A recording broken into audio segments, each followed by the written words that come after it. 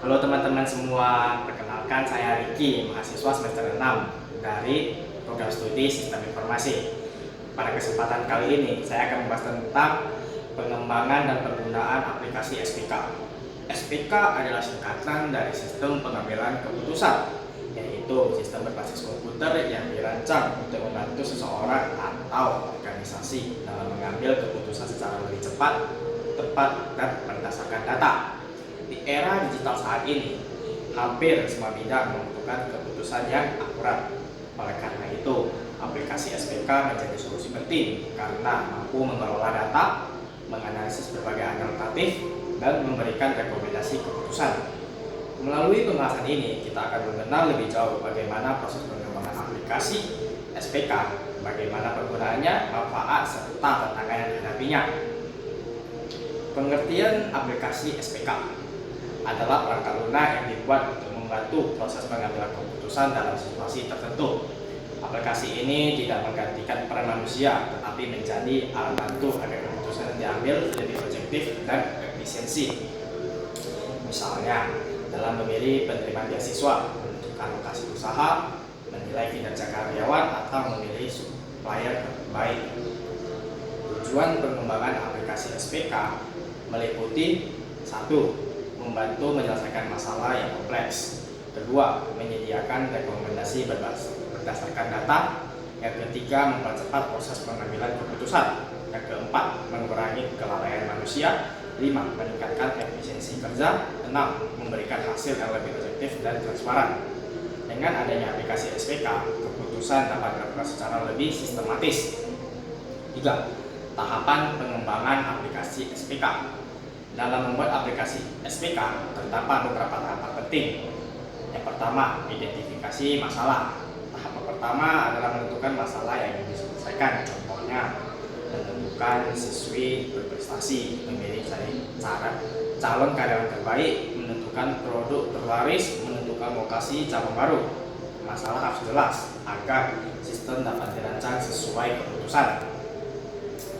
Kedua, pengumpulan data. Setelah masalah diketahui, langkah berikutnya adalah mengumpulkan data yang dibutuhkan, misalnya nilai siswa, pengalaman kerja pelamar, harga dan kualitas produk, jumlah penjualan. Data yang baik akan menghasilkan keputusan yang baik. Yang ketiga, menentukan kriteria dan bobot. Dalam SPK, biasanya ada beberapa kriteria penilaian, contohnya penerimaan beasiswa, nilai akademik, penghasilan orang tua, prestasi, keaktifan organisasinya. Setiap kriteria diberi bobot sesuai tingkat kepentingannya. Keempat, memilih metode SPK. Aplikasi SPK menggunakan metode tertentu untuk menghitung hasil keputusan. Contoh metode yang sering digunakan: SAW, Simple Additive Weighting, TOPSIS, AHP, Analytical Hierarchy Process, Rich Product. Metode dipilih sesuai jenis masalah yang dihadapi. Yang kelima, perencanaan sistem. Tahapan berikutnya adalah membuat desain sistem seperti tampilan menu, form input data, database, proses perhitungan, laporan hasil.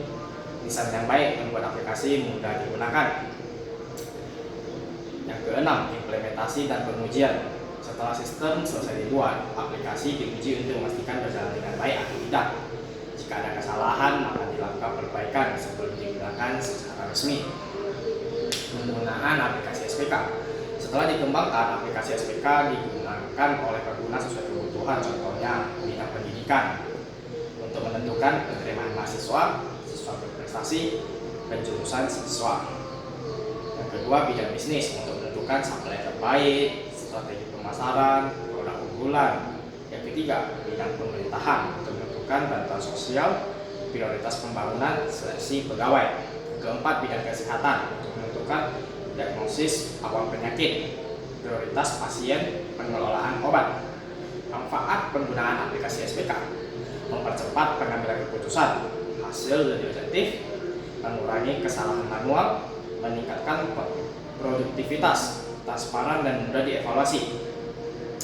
Tantangan pengembangan aplikasi SPK: data yang tidak lengkap atau tidak valid, pastinya dong. Pengguna sebelum memahami sistem, biaya pembuatan aplikasi, perubahan kebutuhan pengguna, sistem harus terus diperbarui. Contoh sederhana aplikasi SPK, misalnya sekolah ingin menjadi siswa terbaik, kriterianya nilai rapot, kehadiran, prestasi, sikap. Sistem akan mengolah semua data tersebut, menghitung nilai akhir lalu menampilkan peringkat siswa terbaik. Dengan begitu, proses penilaian menjadi adil dan cepat.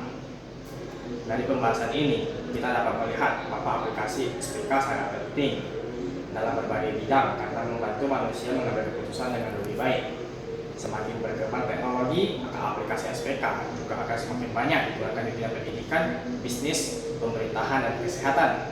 Sebagai kesimpulan, pengembangan dan penggunaan aplikasi SPK merupakan langkah penting dalam menghadapi kebutuhan pengambilan keputusan di era digital. Dengan aplikasi SPK, keputusan dapat dilakukan secara lebih cepat, akurat, objektif, dan efisiensi. Sekian dari saya, terima kasih.